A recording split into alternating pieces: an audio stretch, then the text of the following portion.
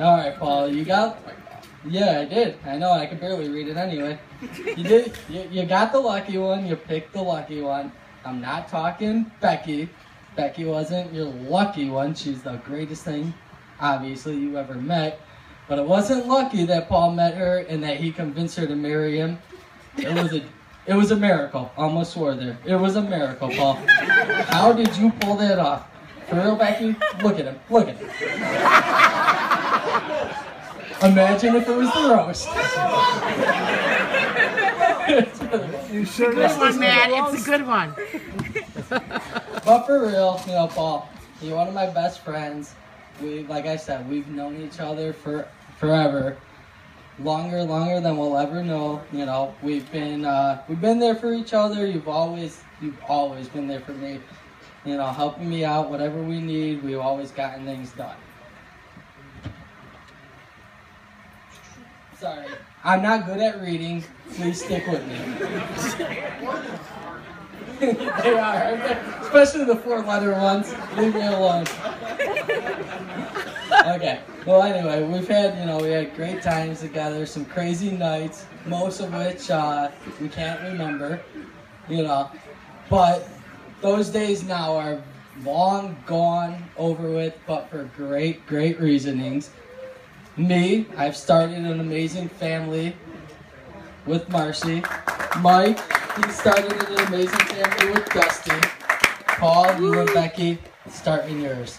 Can't wait for the little one to be running around, little Paulie Jr. with his little cute dimples.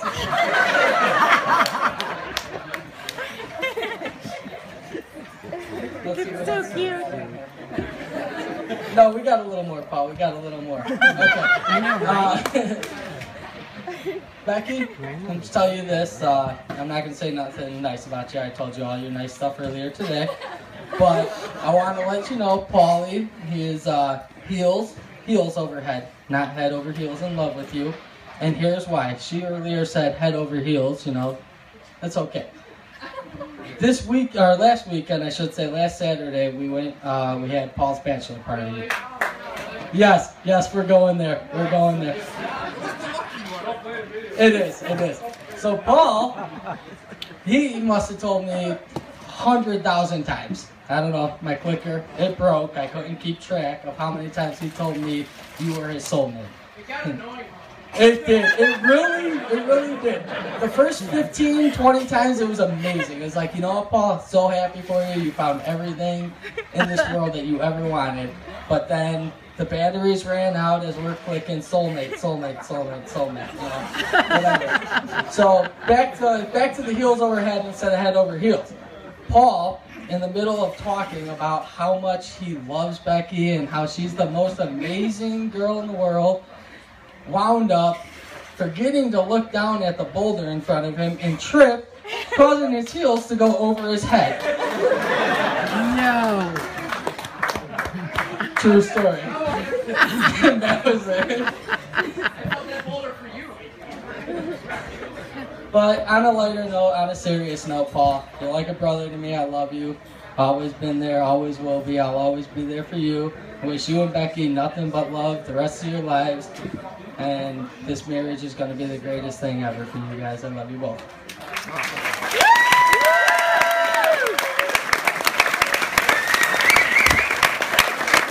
All right, we're going to hand the microphone over to Mike for the last speaker of the evening.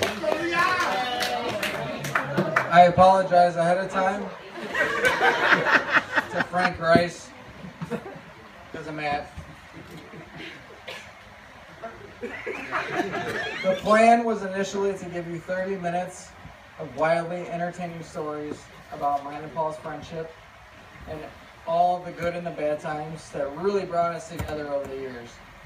But Paul gave me one stipulation to give my best man speech, and that was to keep in mind that there would be a holy man present. Paul said keep in mind that our pastor would be there.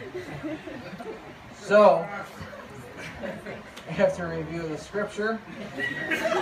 I'm not going to tell any of those stories. Instead, what I'm going to talk about is the night that they met. and I was the only one there, other than them two. They got to witness their very, very first moment, you know, in a very pure sense. I was the first one there that saw you guys meet. And it does mean a lot to me that I was there, you know, because I see the beautiful relationship that you guys have grown into. And, you know, it does mean a lot to me. So tonight, given how many people are here, this is like the worst, probably the worst moment of my life, but it means so much to me because you're there. Yeah, no, it's hard to speak in front of all these people. To tell you guys face to face. It was how much it meant to me to be there from the very first day, to see how much you guys mean to each other today. So that night, they met. Me and Paul were out on the dance floor, shaking our hips, doing what we used to do best when we were roommates. And we lived together for about 2 years. And he met a girl on the dance floor. And if you know Paul, you know he does not mess around when he's on the dance floor. So they went off, you know, they introduced themselves to each other, and he came back to me, and he's telling me something in my ear, you know, and it's loud, and I can't hear him, and he's screaming something. And I'm like, I can't hear you, dude, you know? So the music quieted down, and he got close to me and he said, "That's Frank Grace's daughter." And I had previously, before living with Paul, had lived with Matt. I knew who Frank Grace was. And I looked at her, and I remember I looked over at her, and I said, I was thinking in my head, I've met Frank's daughter, and her name's Billy. And I was like, dude, that's not her. I didn't know Frank had 2 daughters. Frank has 2 beautiful daughters. I didn't know that. I thought so that was their very first night together. And to stand up here, it's an honor. It's truly an honor to be up here with my 2 best friends in the whole world, these 2 guys. And to be your best man, and to give this speech, and to drag myself through this horrible thing. So we're going to wrap it up with a good toast, if everybody can raise their drinks. And I'm going to do something a little different. I'm not going to wish you good luck. I'm not wishing you good luck, because true love and great relationships don't require luck at all. Cheers to you both.